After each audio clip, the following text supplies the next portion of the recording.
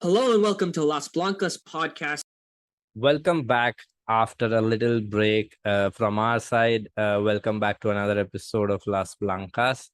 Uh, we've missed a couple of games. We were fixing a little bit of things. I think Kanita posted about it as well. We are trying to get things streamlined on our end so that we can be very prompt with these things.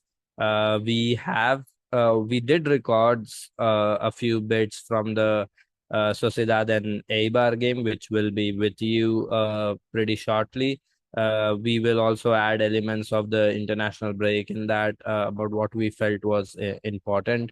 But this one, we are here to discuss a game against our favorite opponents, a team that we have scored at least three goals against in each of our last 7 games now.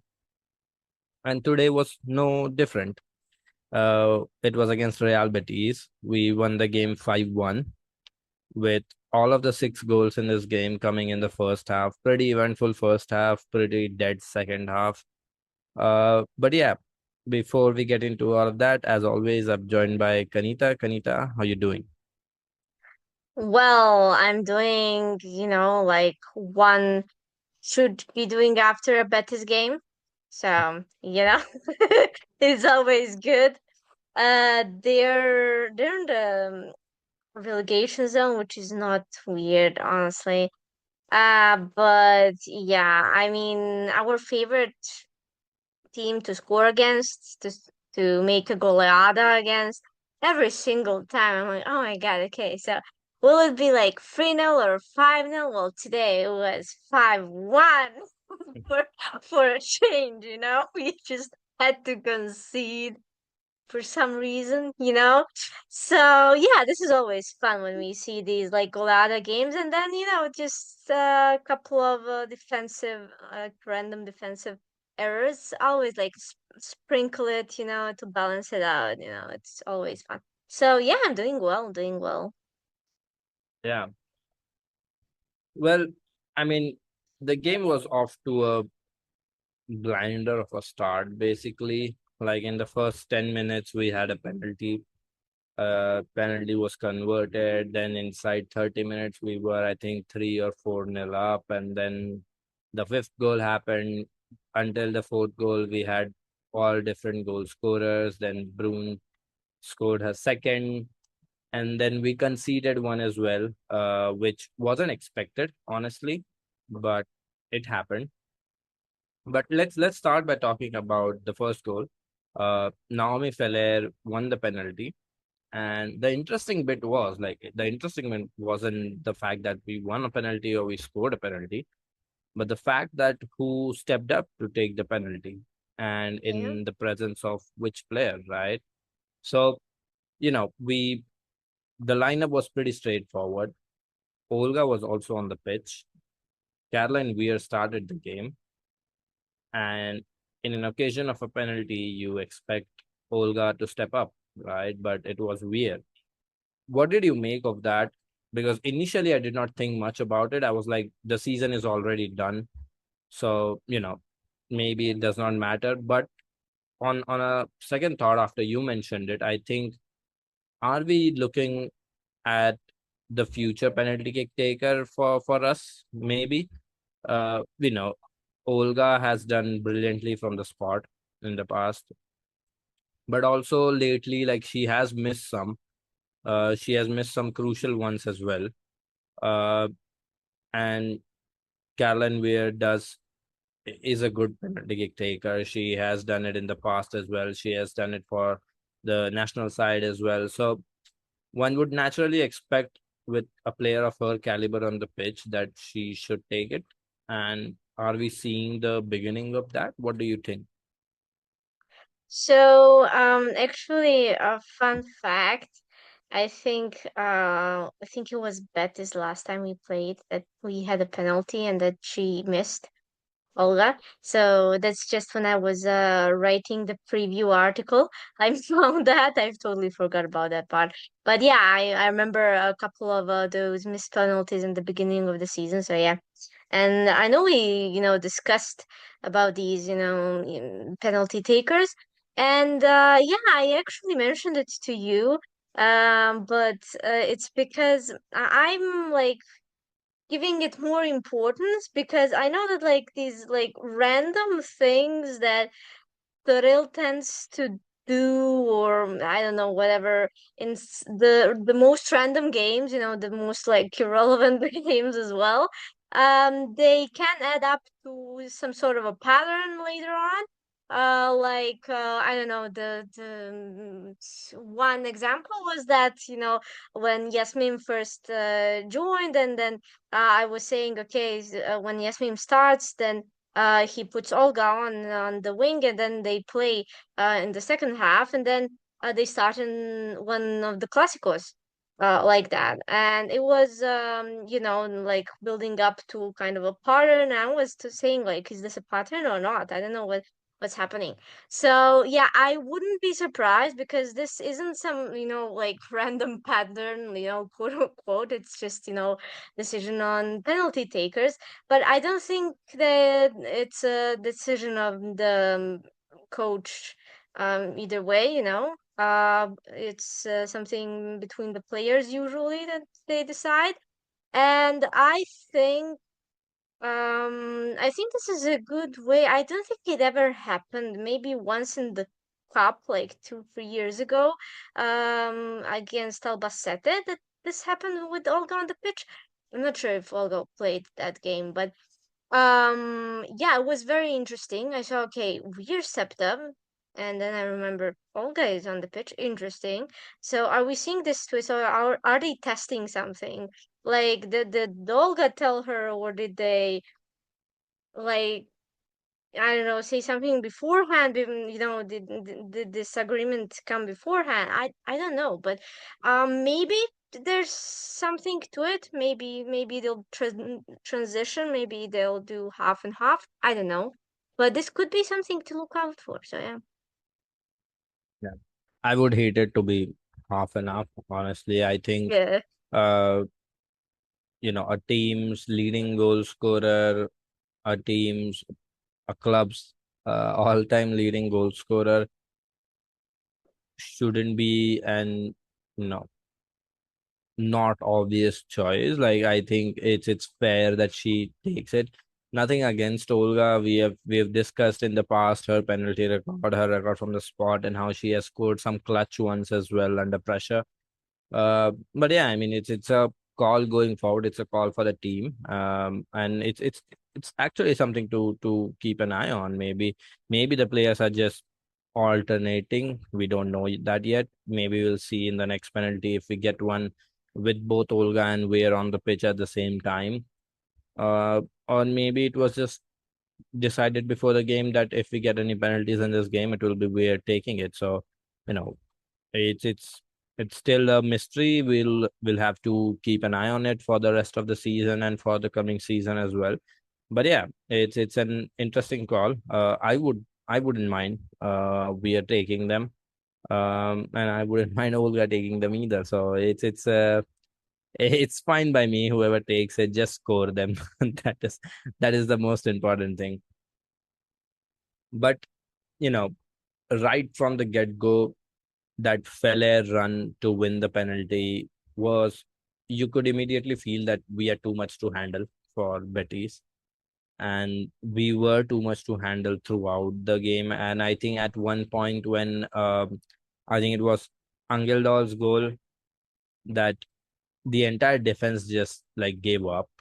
Um, they were, I don't know what it was, but they just gave up on their keeper. They did not look at all in sync. And it was evident right from the moment we got our penalty, and the defense for Betis has been really bad. They have conceded 49 goals, including this one now. So that is not a great figure. They are second to bottom now in the league as well.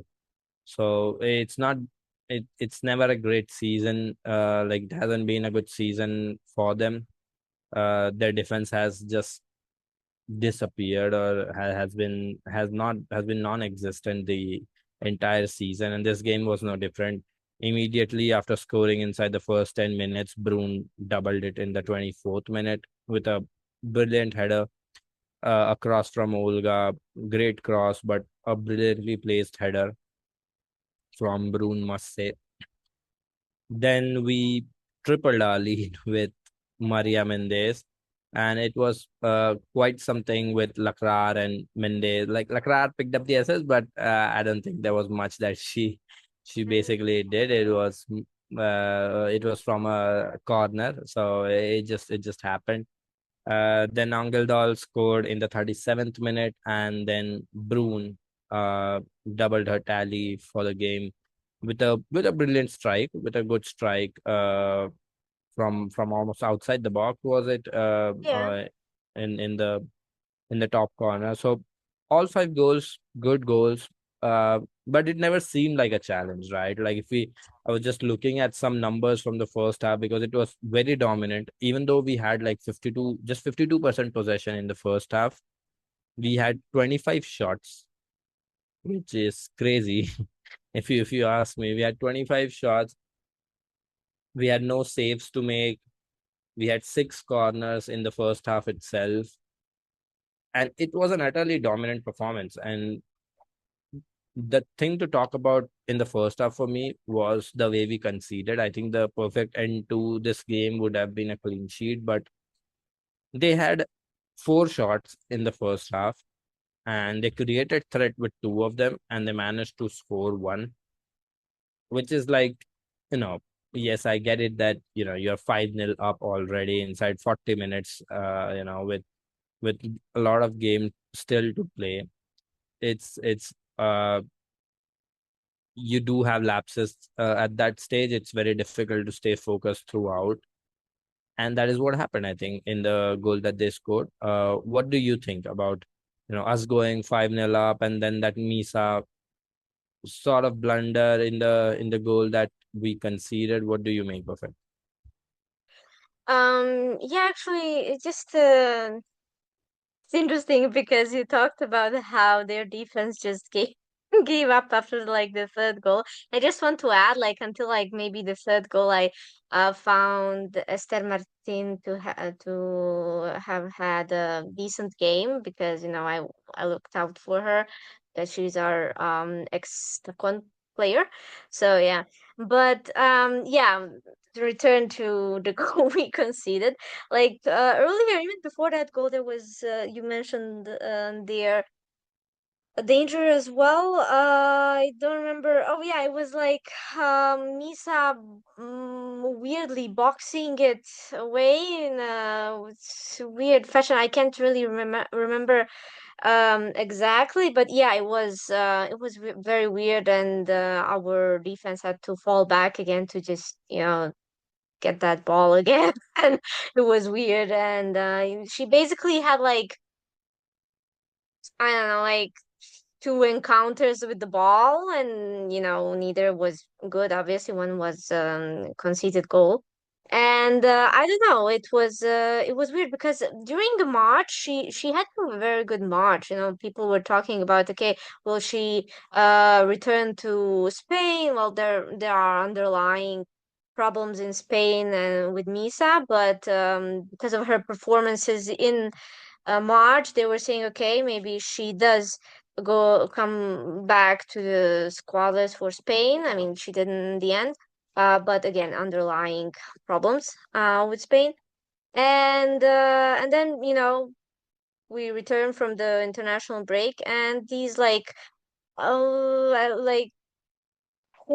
in the I call like holes in the hands, when it slips from her, or well, this time she didn't slip, she just didn't get to her. It was very weird. She didn't follow the ball at all. She slipped and fell. I don't know. This is not really the Misa I know. But yeah, especially after the March. But actually, I had the one comment under one of my tweets. I was talking about Misa after conceding, and actually I got a comment saying, because we're rumored with Merle Frohms, right? Yeah. And so I got a comment asking, do you think we'll see an improvement in goalkeeping with Frohms? The last thing I saw of her at Wolfsburg leaves me with the same feeling. So yeah, I actually want to hear that from. See, in objectively speaking, From's not currently in her current state. She has been struggling a little bit at Wolfsburg as well. Wolfsburg defense is not the best, but roll back a couple of seasons ago when before she got injured for a bit as well. Uh, From's was easily one of the top three or top two keepers in the world.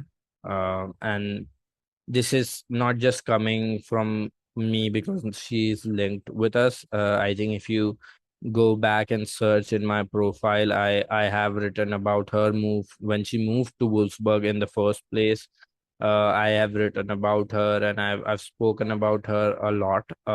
She's a really good shot stopper, excellent reflexes, excellent hand-eye coordination, good cross collection, good on the ball as well. So this is a player that has the potential to be one of the best keep has been one of the best keepers in women's football in the past, and it's not a distant past, it's very recent past. I think whatever is happening at Wolfsburg is more to do with how the team and whatever is going on with the team, because Wolfsburg, I've spoken it multiple times. I think it is evident for everyone to see as well that Wolfsburg are a team on a decline. There is something seriously wrong behind the scenes. They are failing to replace their players. They are failing to hold on to their players. So honestly, I would love to have Merle Frohms. I think even at this point, not just going by what she has done in the last couple of games for Wolfsburg or anything, this is going on the basis of what she has the potential to be and what she has shown the potential to be. I'll go by that because I think our defense currently is better than Wolfsburg's current defense. I think if she comes in, she'll have not just better production, but I think with her, we will have an overall solid defense. Obviously, having a structure and having a structured defensive approach will help, and us lacking that will definitely cause us some problems. But I think Froms will definitely be the best of the bunch that we have amongst the goalkeepers right now. Um, and yeah, I think that will and that should promote healthy competition. That should push Misa to perform like she did in March, because having two keepers who can do all of that, uh, and save you goals and win you games, is really vital. So yeah, I mean, if that rumors come to fruition, I think I'll be very happy because we'll have two very solid keepers. Because I think if Froms comes in, that means Mylene is leaving for sure. Then we'll have Misa and Froms, which is a great uh, two goalkeepers to have in the squad. So no complaints for me if that rumor comes to fruition. And yeah, objectively speaking, I think Froms is has the potential to be once again one of the best keepers in the world, and I don't think that has gone anywhere, to be honest. So yeah, those are my thoughts on the Froms rumor. But yeah, talking about the game, back to game. I think first half done and dusted. I think the game was done and dusted there. There was nothing left. I think the second half we came out pretty, just wanting to finish the 45. There wasn't like much attacking intent. There wasn't much to, okay, we need to score more. We need to score multiple more goals. I think we were happy with the score line, and we should be. Scoring five in the first 40 minutes is too much. Um, so second half was pretty dull. I think we had like 8-9 shots in the second half compared to 26 in the first. That says a lot. But I think my main complaint in the second half was when you're 5-1 up in the first half, you can give those vital minutes to players like Irune and players like Carla Camacho. because the next goal or the next good defensive action for these players against any side in the league would mean a lot for them, would help you decide who you want to keep, who you want to send out on loan. Because senior players like Evan Navarro, Toletti, that what these players have to offer. You have given them enough minutes over the course of the season to gauge what level they are at, you know, to understand how much they can contribute to the squad. But players like Irune, players like Carla, uh, who have started to add value. Irune especially, who has emerged as one of the one great option in midfield for us as a defensive midfielder, a profile that we have been lacking since Tere's injury. And this is a homegrown player that we can develop into one of, a really, really solid ball winning, ball playing defensive midfielder, right?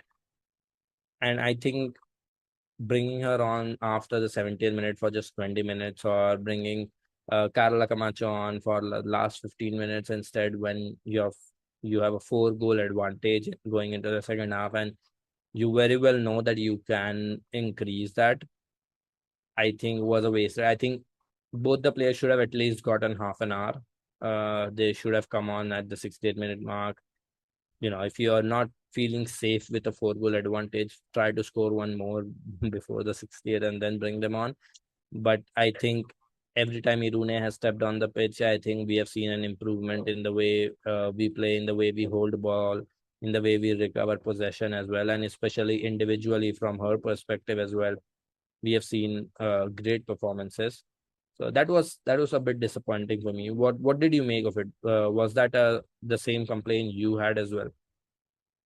I actually was disappointed that he didn't start Hirune, Yeah. because last game, we had only like two midfielders plus Irune and Elsa, because Toletti wasn't available for the last game, and she was back now, and obviously she didn't start. I understand that, but then I was like, and I know a lot of other people were commenting the same, like, why not just give a start to Irune? It's we know Betis. We'd probably make a goleada either way, you know, and we'd do a normal, free midfielder for lineup, and we'd have a very normal formation, and players would have their own, you know, normal roles, and Iruna would get start. She started one more game, but this is a pretty well, yeah, like irrelevant game. It's also against Betis. We already know that we'd win it either way. Like maybe we would have won it, I don't know, 3-0 or whatever. Still doesn't Uh, matter. Like no one cares really. So I don't know. And like last game also Sylvia debuted in the second half. So we're seeing what our academy is capable of, and starting one of them in this game definitely wouldn't have hurt anyone. And I was like, at halftime we had double substitution. I think Shei and Eva got on.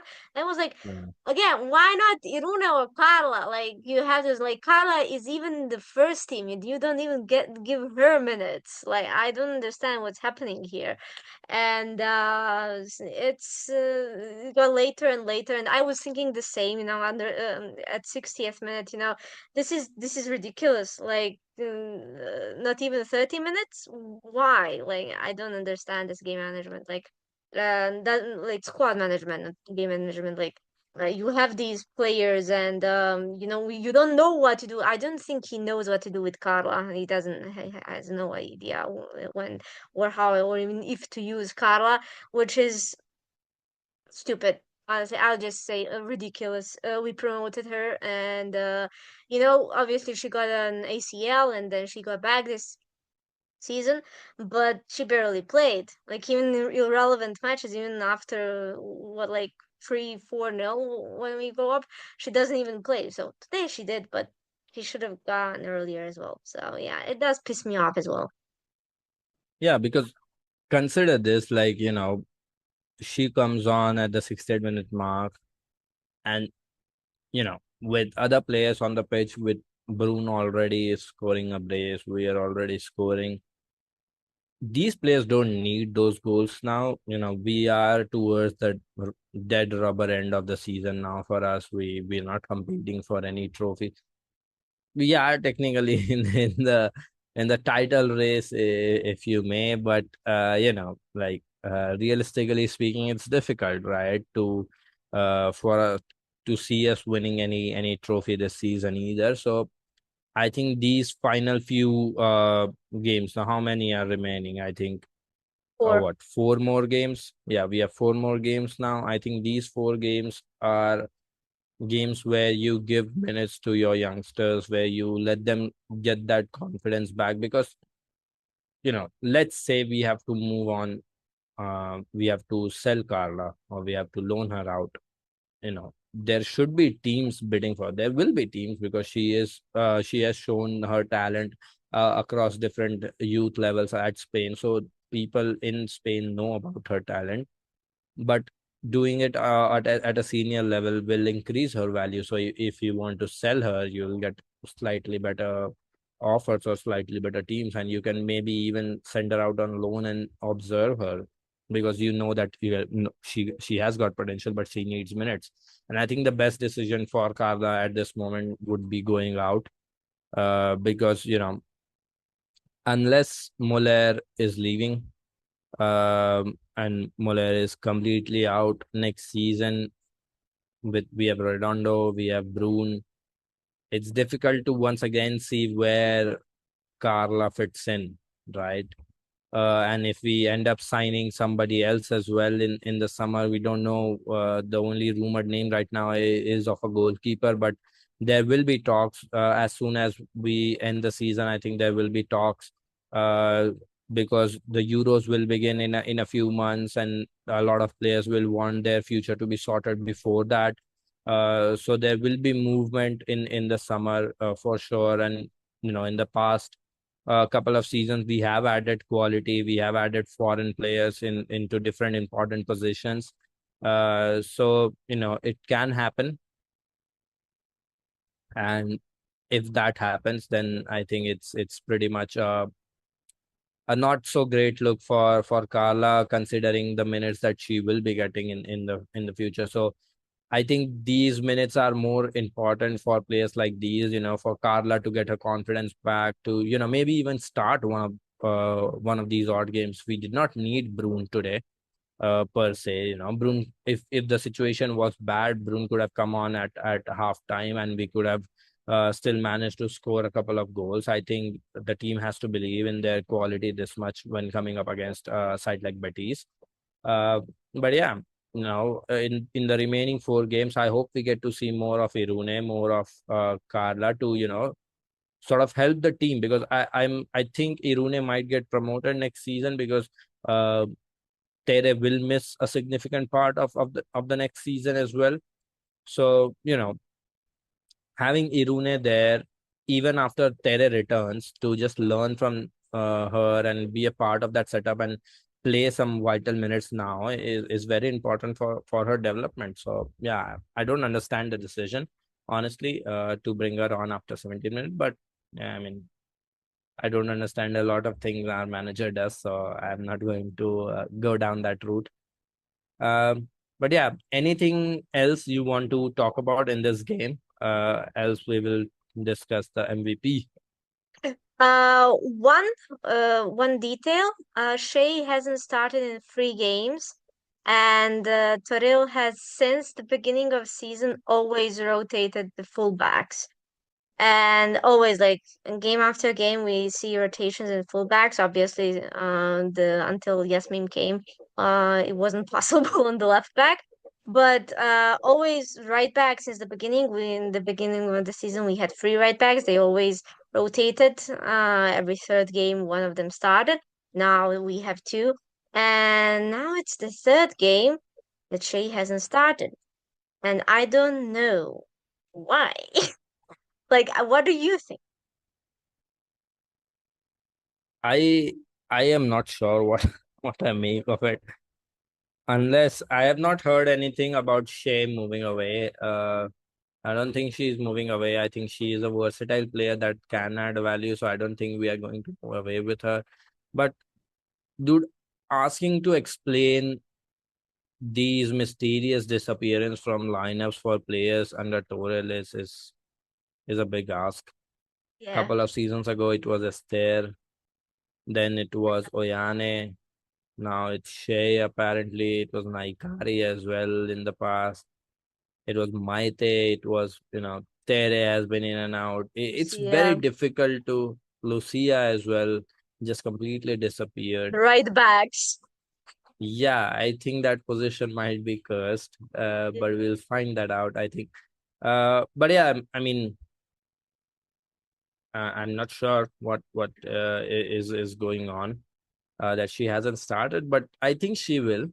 I think she'll be given minutes. I don't think it's something to seriously worry about because I think Shea is a valuable asset. I don't think we are going to let her go. Especially now, given that we don't have many options at right back as well. So I think we are going to keep a hold on her. So yeah, I don't think there's anything to be worried about. I haven't made much of it, but yeah, you never know. You never know. Whenever players have disappeared from the lineup, starting lineups in the past, things haven't turned out well. But I don't think that is going to be the case, to say Yeah. the least. So yeah, we can chill for now. Yeah. MVP. So who was your MVP in this game? Well, in games like these, you just have to look at who scored.